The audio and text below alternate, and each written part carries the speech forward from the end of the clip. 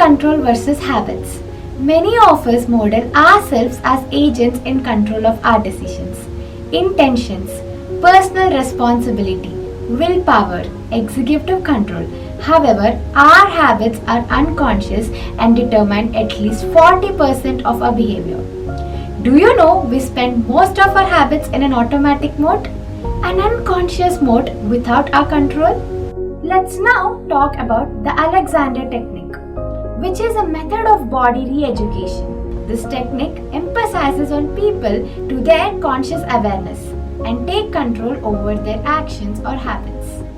Alexander was an actor. He had an issue called hoarseness, which is a symptom of a problem in vocal cords, wherein the voice pitch is either too smooth or too low and breathy.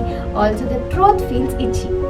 Even after visiting a lot of doctors, his problem wasn't solved. Thus, he decided to solve it himself and studied his vocal cords. He found that his vocal mechanism was connected to his postural state, and his postural state was connected to his emotional state, and further connected to his thoughts, and then back to his vocal mechanism. He understood one thing: his habitual tendency got to feel tense and then shorten or contrast during reciting a speech. This was difficult to take control over it consciously.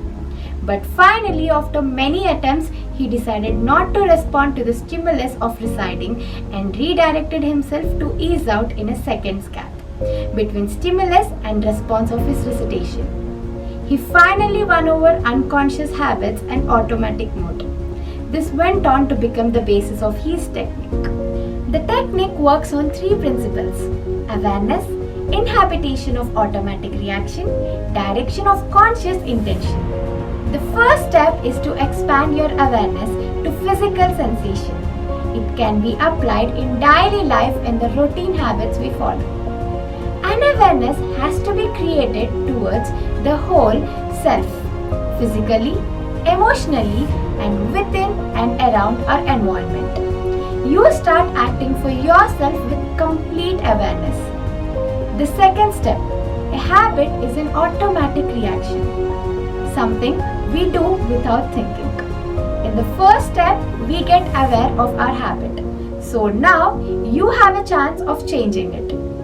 We start practicing to inhibit or interrupt the automatic reaction. This interruption is done in the tiny gap between the stimulus and response.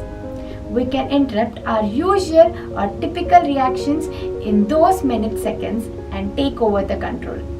The third step, now that we have learned to stop and not to react in a typical way, we can choose how to react and redirect ourselves as we want.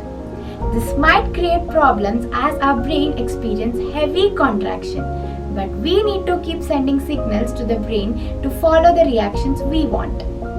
That is how you direct your intentions to the brain.